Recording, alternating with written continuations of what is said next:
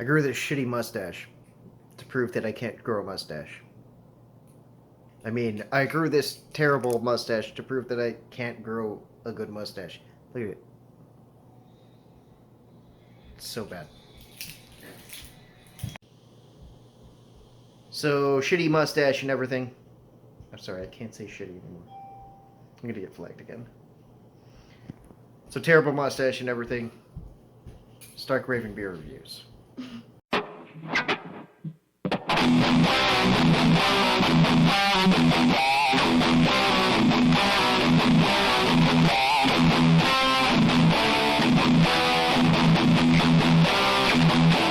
Start raving!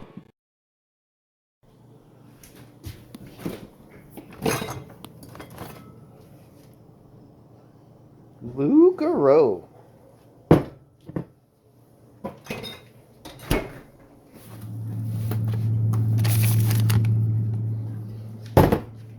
Frosted mug. Alright, so this is Loup Garou. This has been in my fridge for a good long while. I know I teased it about a month and a half ago, 2 months. Oh my god, I teased it around New Year's. Holy shit. I mean, oh my god, that was so long ago. Yeah. My bad. Language. So, this was a birthday present for the Wolfman. I got 2 of these. This is actually the most expensive beer review that I have done in the few that I have done. But this is also the most expensive single beer I've ever purchased willingly.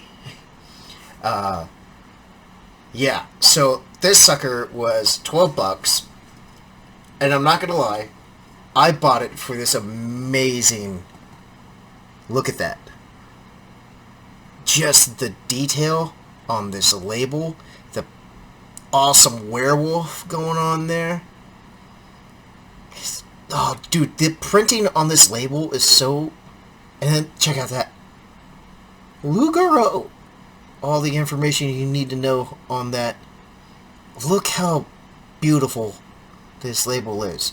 Now, it's a stout beer. It's, Belgian stout. Aged in white oak. So this is a barrel-aged, keg-aged beer. They're saying it's about, let's see, where'd it go? 8% alcohol by volume. The website says, and I'm reading that right now, yeah, Loup Garou is the Cajun French phrase for a werewolf, and is also a Bayou Tech Brewing limited edition, Belgian-inspired Imperial Stout. Oh, damn. Okay, that explains a bit more. Imperial Stouts are intense. That's a better way of saying it. Like, think Old Rasputin. Try that one. It's pretty good. Crafted with an insane amount of chocolate. Ooh. And Belgian malts that are roasted. Brown sugars. Brown sugar. French hops. Okay. I do like French beer.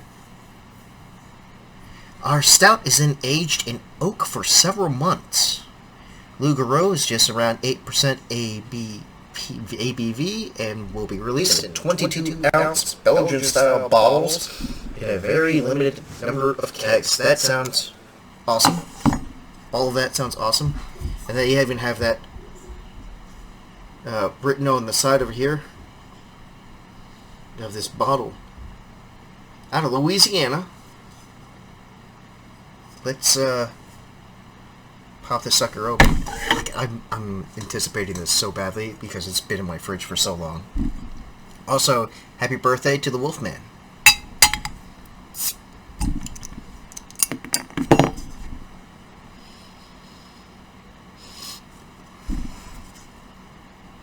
It smells dark.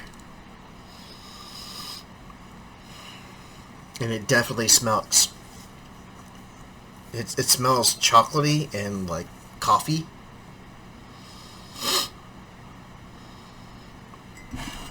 Now for the pour. Let's get this all in frame.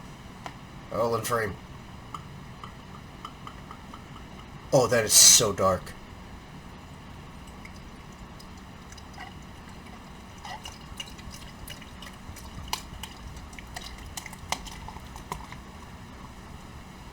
That is pitch black. Oh my god, even that head is dark.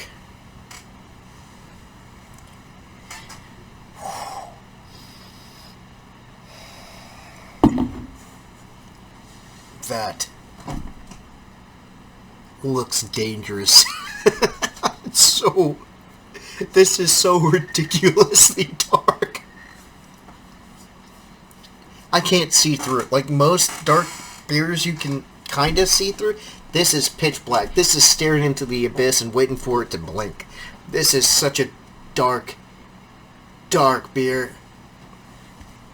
Alright.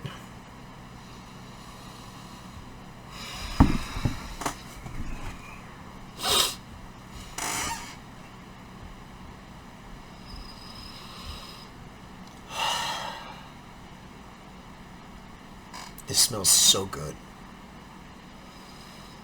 You smell the chocolate.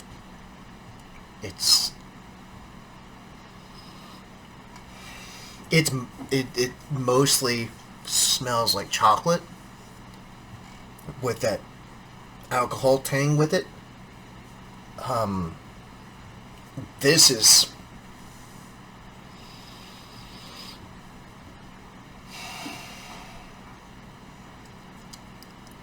This is ridiculously... Like, I'm already salivating from the smell of this. That head's about to disappear. Let's go deep. Do I want to go deep? Let's see how...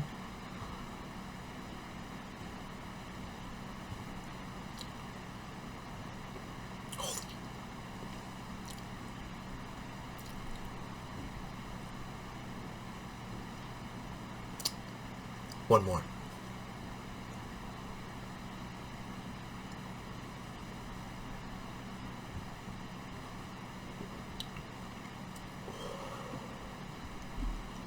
Oh my god.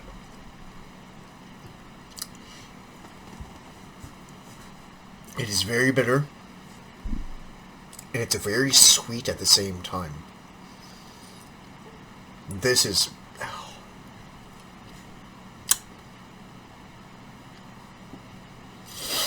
Ooh. This had a funk on it. I think it's that oak barrel taste. Ooh.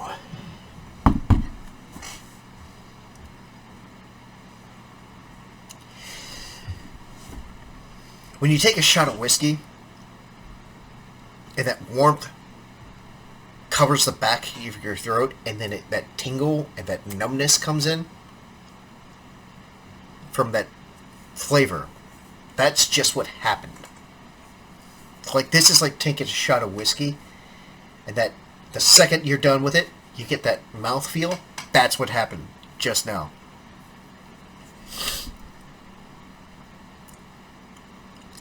It's a little funky.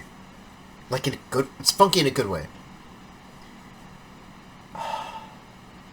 The smell is so good.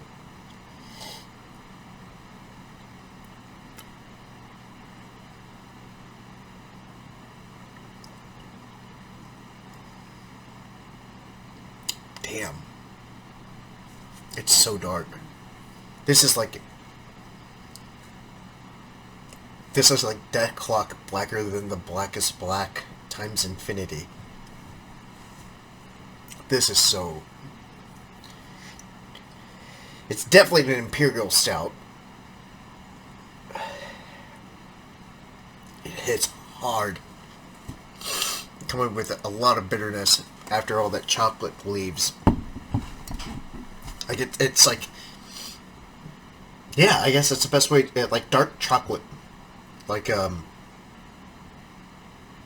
if it's a Belgian style, will they use Belgian dark chocolate? Belgian chocolate? I just sneeze. I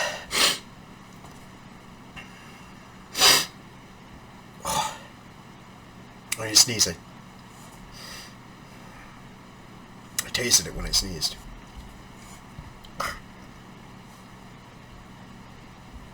A lot of people like don't understand like the birth of the birth of a beer is actually pretty important when it comes back up because you're tasting it again, but it's like clear. At least in my personal opinion. And this, just look at this gorgeous bottle. This is... Oh. Okay. I just noticed that. So, on the moons... Oh, look there, look there, look there. Sorry, new camera. Getting used to it. Alright, so over here, you have your alcohol by volume. And on this side, you got your international bitterness units. I learned that. So that's a 50. That's pretty fucking bitter. So that's a good scale. And it does fit extremely well. It's not the most bitter beer I've ever had. I don't remember what that was, but it was definitely an IPA. Don't give me... But this shit is... My bad. This is indeed bitter and smooth and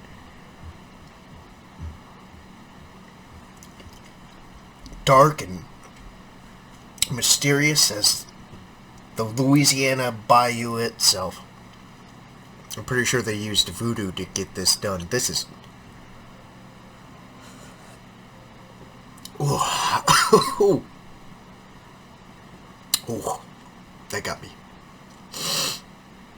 This is legit. This is crazy.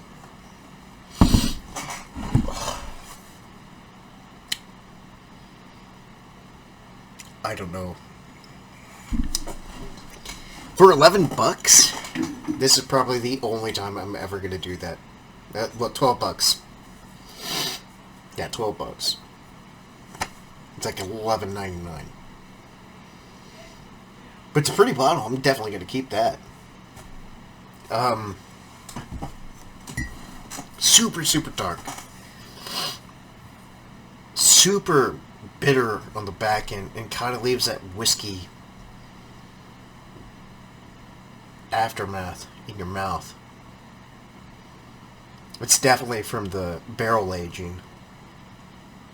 Like you get that going on. Like you just took a shot of whiskey. Man. Is it good? Yes, it's good. It is good. It's just a lot. This is not an average stout. I understand the price tag behind it now. Because this is a crazy thought out mad scientist type of brew.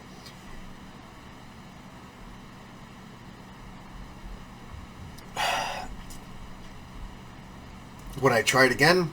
If somebody else paid for it? Yeah. But it still has that super... Like normally, but like I like Old Rasputin. I like Imperials. This is on another level. This is a total different level.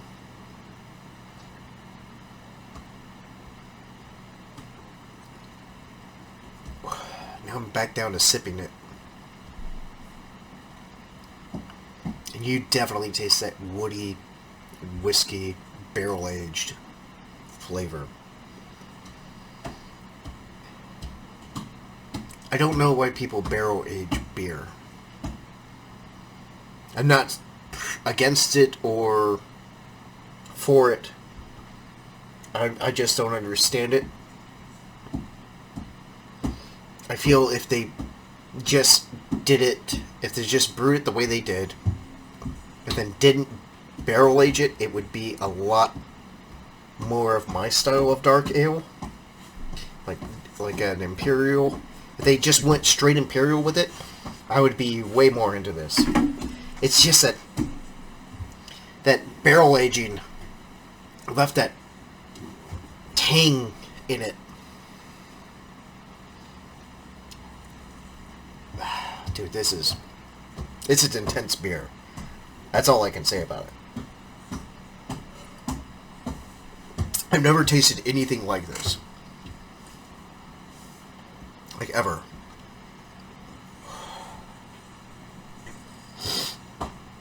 Yeah, it sort of hit like whiskey. Whew. This is definitely like a special occasion brew.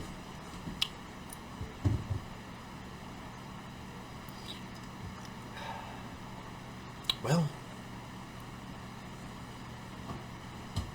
it was a special occasion. This is the darkest, weirdest beer that I've ever had.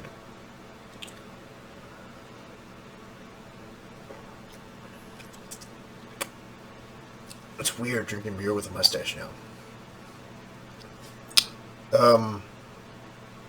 Yeah, I have to end this now. This is, like, it's good, but it's not something that you can do on a regular basis. Well, not something that I can do on a regular basis. This is like beer or whiskey. Like, it's too similar to taking shots of whiskey every time you take a drink. I understand the concept behind it. You barrel age it. You get a lot of really deep, complex flavors, but oh, it's a little much for my palate. Yeah. Yeah, so would I recommend it? If you're into exploring flavors and you're a big whiskey person, I suggest it because it does have a lot of qualities that barrel-aged whiskey fucking has. Sorry, language. It's an 8.0. I drank half of it. On an empty stomach. I think I had a noodle bowl today. No, I had a burrito. But, you definitely taste the chocolate. You taste that imperial stout type of flavor, and then it kicks the back of your throat in with that white oak barrel that they age it in. And, like, this is a very special occasion beer. And there's a lot of work that goes into making this beer. And, it's a, for my palate, it's pretty brutal. However, I don't regret anything. This is a new type of thing that's apparently going around. A lot of different distilleries and breweries are doing a lot of aging in barrels. I believe Ranger Creek has like 3 of them out right now. 2 or 3 of them. And one of them I really hope that's actually going out right now. I really hope I can get a hold of. But, man, this is a new thing. And it's so dark. I love dark beer. So, like, honestly, like on a scale of 1 to 10, I'd have to give it like a 6.5. I'm not going to go out of my way for it. But if it's there, I'll drink it. I have zero regret trying it. I'm glad I tried it. But it's that whiskey kick in the mouth. Like, I'm not big on a lot of whiskey. I like Scotch, but I'm not really big on the whiskey. Especially...